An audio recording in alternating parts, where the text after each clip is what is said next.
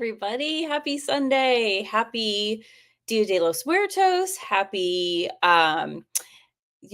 fall back in terms of daylight savings. We made it through Halloween. We made it through celebrating Diwali. So all of the fun things that are happening this time of year, kind of end of the application cycle and fall and kicking off all of the fun holiday stuff that is to come in the winter. So it's a really exciting time of year. I thought it would be helpful to touch base and talk a little bit about what to do now that hopefully a lot of your applications have been submitted, which is really exciting. So welcome. If you are new here, I am Gina from Advantage College Planning, and I like to share helpful information just to keep the stress level down in families as you're navigating this really exciting time in your students' academic and life journey. So if you can hear me okay, if the sound is coming through okay, go ahead and hit the heart or give me a thumbs up, or you can put a message in the chat. Just let me know everything's working. That's always super helpful for me. And you can also use that chat feature to add questions throughout our time together this evening. It's great if you can share where you're tuning in from or what year your student is.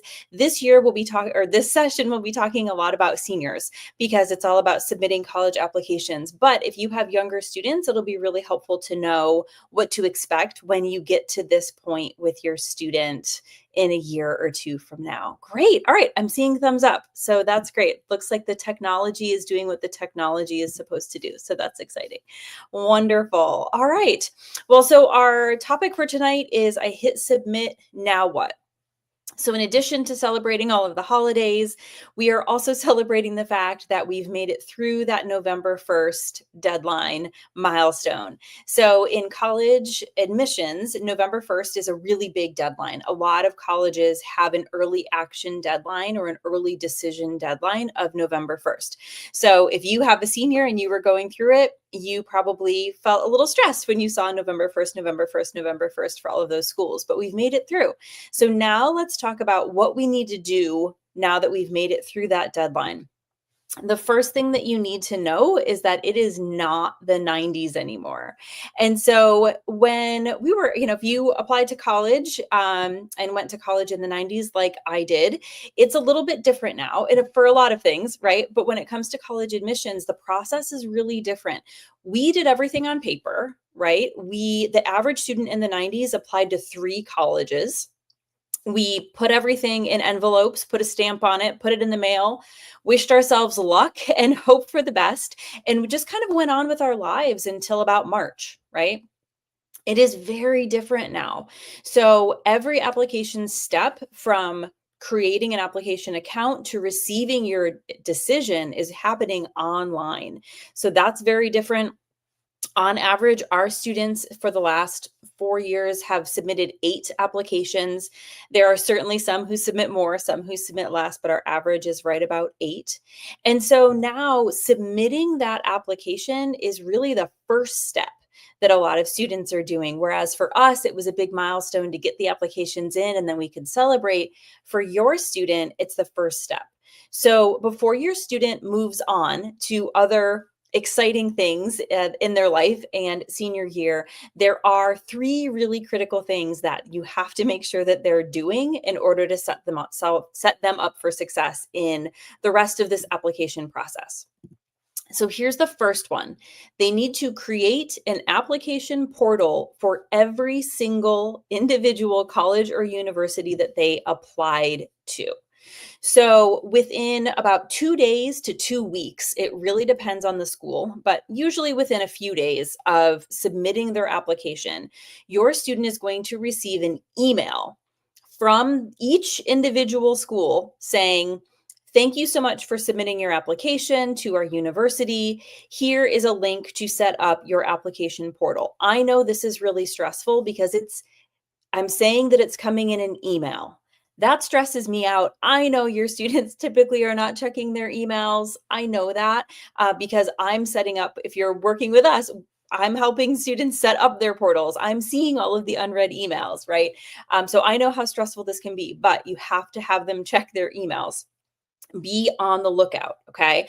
I would recommend checking daily, and they have to check the email of that's linked to whatever their common application email was. So a lot of students might have a school email and then a personal email. So you just have to make sure that you're checking the email that was used to create the student's common application account. It's the one they use to log in. Sometimes, because these emails are being sent out en masse, the students' email system, especially if they use their school email, will flag those emails as spam and reroute them to a spam or junk folder instead of the inbox. So if it's been a few days and your student hasn't received the email yet, make sure that they're also checking the spam or the junk folder to make sure that the email wasn't rerouted there. So we're looking for an email typically that's coming from the admissions office at each individual school. So your student will receive this email. All of them are set up a little bit differently. Everything is always, it depends in college admissions. People ask me, how do you set up the portal? It depends. Depends on the platform that the school is using to manage all of their communication with your student. But most of them, there's going to be a link they have to click on, some kind of temporary password situation. The username usually is going to be their email address, but sometimes they will also generate a unique username. So just follow the directions that are in the email and then go ahead and set up that portal. Now, this individual application portal, again, times 3 or 5 or 10, however many schools your student applied to, they're going to need to access that regularly. This is not a one and done kind of thing where you set it up and then we're done.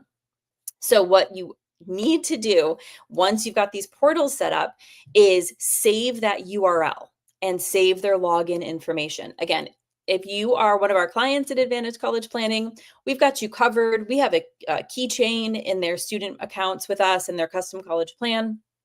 We encourage our students to put the URL and their username and their password in the secure keychain that we don't have access to, but the student does.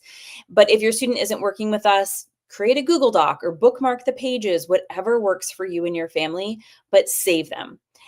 Please trust me on this. Saving the links with your login information all in one place is going to keep you from wanting to tear your hair out when your student is trying to log into their portals and they have to hunt through their overly cluttered email to try to find the random link that each individual of those 8 colleges sent. And then they get to the page and then they have to do the password reset for every single one of those 8 portals. Not that I've ever experienced that with a student, but I'm just trying to save you from that stress. So just trust me, you don't want to experience that. Save the links. Okay, so step 1, you've got to set up an individual application portal no matter how your student applied. If your student applied using the common application, if they applied using like a quick application, if they're here in North Carolina and they're a public school student and they applied through this new program that we have called NC College Connect, if they applied through CFNC in North Carolina, it does not matter how your student applied. They have got to have a portal for every single school. That is step 1. Step 2, once you've set up all of these portals, is you need to go on a scavenger hunt. Okay, so in each portal, and they all are going to look a little different. Some are going to be really bare bones. Some are going to have a lot of information. But the first thing you need to look for is what's missing and what has been received so that you can know where your student's application stands. Typically, this is shown with a check mark next to the items received in the list and a red X, in any items that they need. So it's usually pretty easy to see what you're missing if there's something that they're saying, we need this and we don't have it yet. So that's the first step. Did the university receive your student's transcript? If your student was sending test scores, have the test scores been received? If the school requires a letter of recommendation, have they received the letter of recommendation? Those are some of the most common initial pieces that you're going to look for. I do have one big asterisk here, a little caveat.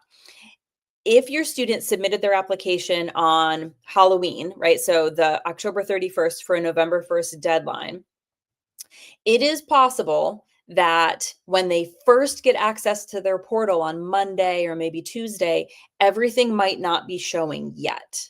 So if the school counselor has said, we submitted your transcript, if in the common application under that school, it says submitted for the counselor's information or the recommender, just give it a few days. It is, even though everything's submitted online, there is still a manual process involved with linking up and matching up different documents that are coming in. And as you can imagine, large schools who receive upwards of 50,000 applications a year have a lot that they need to sort through. So it can take a couple of days. If after the next week, it's still not showing it's matched, then it might be worth, reaching out to the school or reaching out to the university just to see if there's anything that can be done to help get that document matched up. So little asterisk there, but definitely look to see what's missing.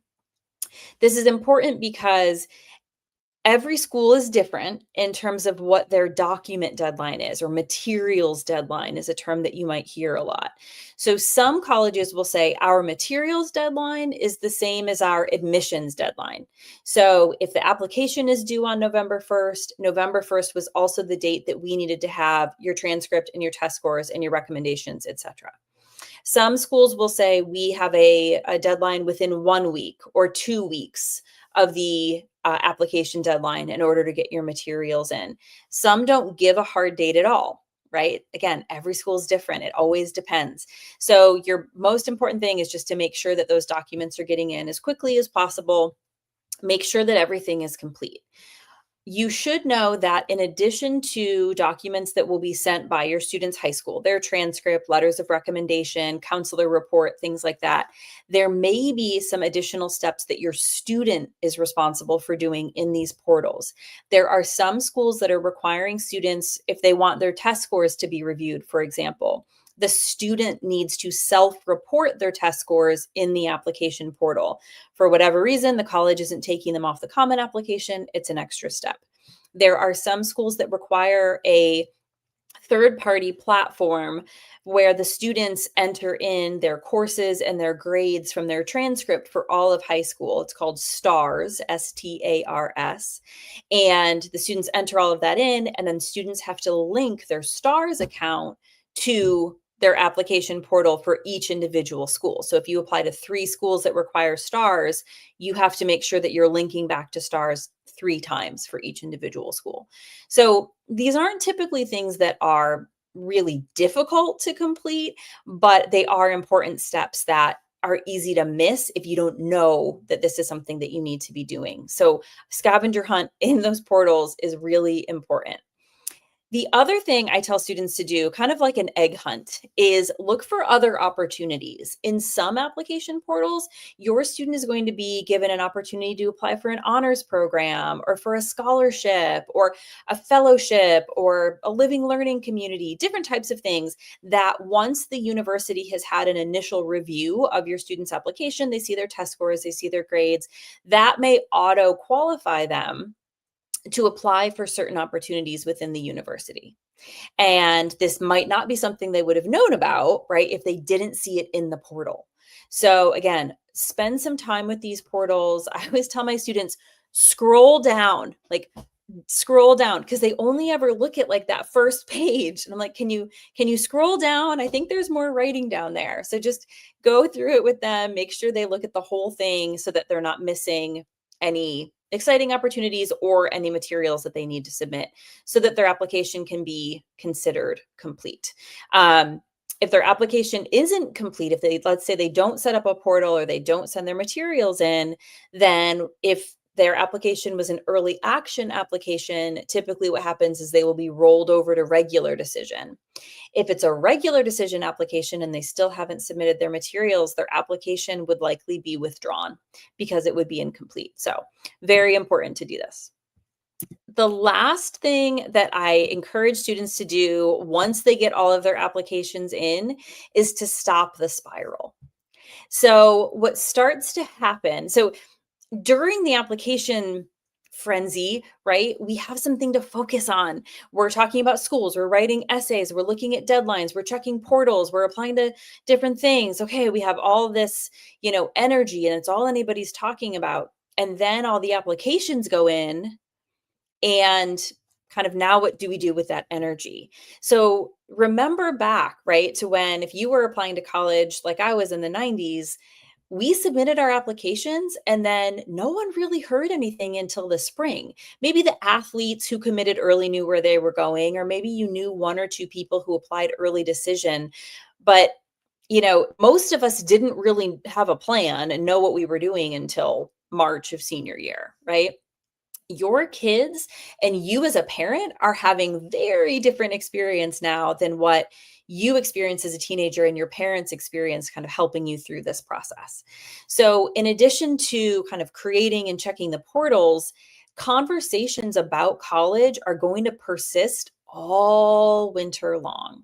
Some colleges and universities release decisions on a rolling basis. So your student or maybe their friends or family members, may hear back from some schools in the next month, right? Because that's how the college tends to release things. So it's easy for everyone to kind of get pulled into this emotional frenzy of there's a lot going on, but I don't actually have anything to do now. And now it just feels like there's nothing I have control over and I'm feeling really stressed. And it can just lead to a lot of unnecessary stress for students and families. This is what I see all the time. So, to stay grounded, focus on what you and your student can control.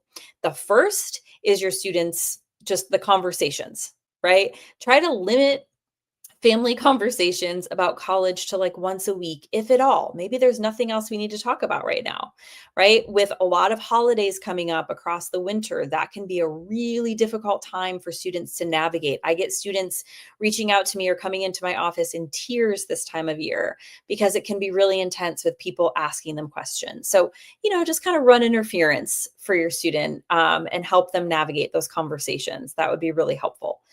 Also encourage your student to keep their grades up. So it can be a real easy slide into senioritis at this point because all the applications are in. But if your student's application is deferred for whatever reason from early action to regular decision, those first semester grades are going to be crucial. So really encourage them to keep those grades up and senior year strong. If you are looking for another action step, if that is something that's helpful for you. I know that's helpful for me when I'm feeling stressed. Just give me something to do. So, submitting forms for financial aid, so the FAFSA, and for some schools, the CSS profile, that is something that families can be doing now to open up the opportunity for different types of aid from the colleges that your student has applied to. Again, there may be some scholarship opportunities. Check the students' application portals so that they can see if there's a general scholarship form or kind of what's the next step. Now that I've submitted my application, are there any scholarships that I can start applying for at the school? So that can give you a good action step. My colleague Jamie actually writes our blog. She is phenomenal. And I'm going to copy this and I'm going to put it in the chat. There we go, sending it to all. So Jamie's blog post is all about how to stay calm while you're waiting for decisions to come back. All of her blog posts are phenomenal, but this one is super relevant to what we're talking about tonight. So if you haven't had a chance to enjoy Jamie's blog, this would be a really great one to start with.